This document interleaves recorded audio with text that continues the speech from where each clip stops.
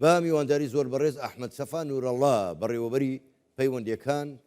لە کوردستان فاوندیشن ڕاستەوخۆ لە ستودیۆ ژووری هەواڵ لە لامان میوانە کاک ئەحمەد بەخێر بێن زۆر سپاس بۆ بەشداریکردنیشتان ماندووش نەبن تا ئێستا چیتان کردەوە لە چەند شوێن کار دەکەن ینی لە چەم چەماڵ و دۆروپشتی لە کوێی تر کارەکەنەوە بەڵێ کاک حاکەم زۆر سپاس بۆ میوانداریە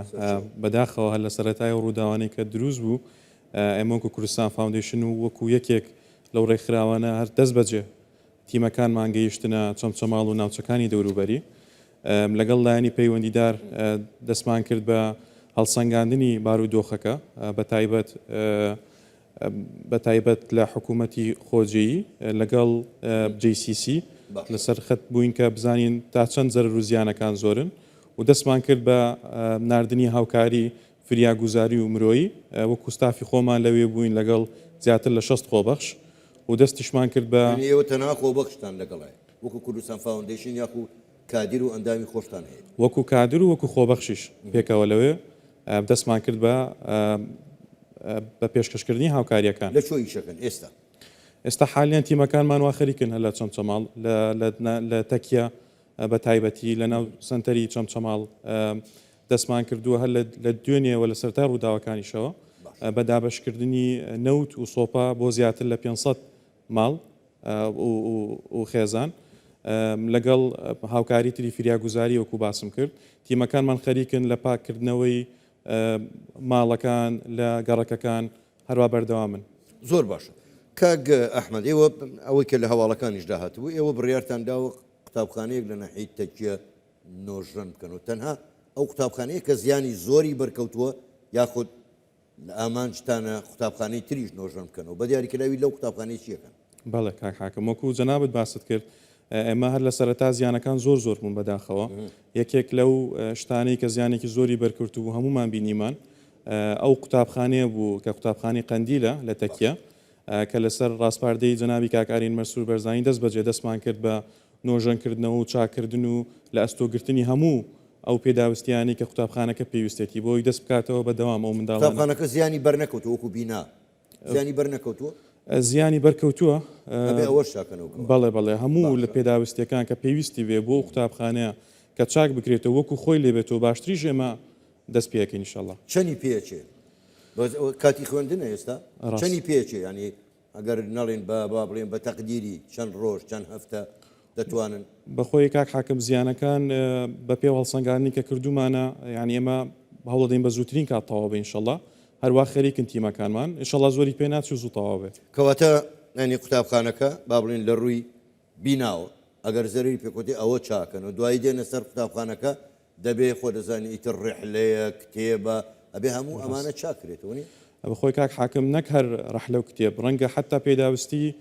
قوتابیەکان لە جۆنتا و لە ئەو کەلوپەلانی کە ئێستا لاوانێ زەرری بەرکەوت بێ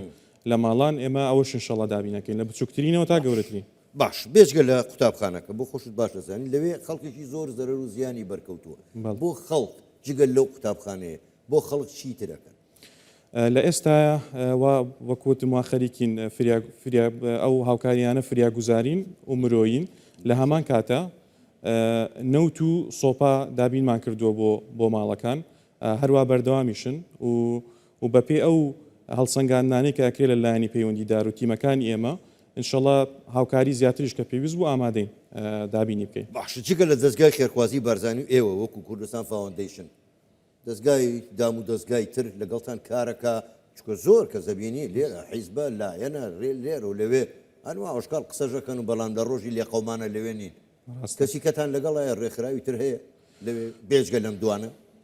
بەخۆی وەکو ڕێکخراوی دی وجودیان هەیە بەڵام بۆکو لایەنی ئەوەی کە بەڕاستی هاوکاری خەڵکەکەیان کرد و خەڵکەکە لێ ڕازین و باسیەکەن کوردستان فاوندیشن و دەستگای خێرخوازی بەرزانین کە زۆر لە نزیکەوە ئاگاداری هاوڵاتیانین وەچین بە دەمیانەوە وەکو لایەنەکانی تر بە سوپاسەوە هەر هاوکاریە بکەن دەستیان خۆش بێ بەڵام ئەوەی کە دیارە و هاوکاری باشیان کردووە ئەو دوولانی وەکو کوردستان فاوندیشن چی لەسەر ئێوە مەسەرەن لەسەر کوردستان فاوندیشن ئێوە تێکەڵاوی خەڵکن هاوکاریانەکەن شتیان بۆ بن خەڵک پێزانینی بۆ ئەمە چی دەڵێن چی خەڵکەکە ڕاستی زیانەکان زۆرن بەداخۆکو باسمان کرد بەڵام خەڵکەکە زۆر بە باشی تەقبولی وەزعەکەیان کردو و زۆر بە سوپاسەوە یعنی کەیەن پێیان خۆشەکە و هاوکاریان دابین کراوە و هەندێک هاوکاری تریش کە داوایەکەن لەوانەیە ڕەنگە کە پێویست بێ ئێمەش ئیشی لەسەرەکەین کە بۆیان داواکاری تریان وەکو چی هەیە؟ وەکو وەزانی کاک حاکم ئێستا ناوماڵەکانیان زۆر زیانی بەرکەوتووە لە جیهازی هیچیان بۆ دەرنەچوو بزەبێت وەکو جیهازی ئلکترۆنی بێ ئەوجا ناوماڵ بێ لە کارپیتەوە لە مۆکێتەوە لە هەموو شتەکان وەکو خەڵک داواکاری هەیە و ئێمە شەڵا ئیش لەسەر داواکاریەکان نەکەین بە پێ هەڵسەنگاندنەکان و ئەوەی کە سوودمەند نەبووە لە هاوکاریەکان ئێمە ئیشەکەین لەسەرەوەی و هاوکاریانە بەوان بگەین ئینشەڵا.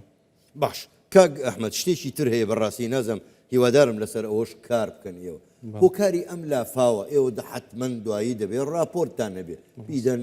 بە حکوومەت بەلایەنی پەیوەندیدار ئەم کارش دەکەن ینی بڵین هۆکارەکەی چییە بۆ ڕوویدا و چۆن ڕێی لێ بژیرێت بەخۆی کاک حاکم ئەوە زیاتر بۆ لایانی پەیوەندیدارە دەزانم بەڵام ئێوە وەکو تیە تێبینی و سەرنج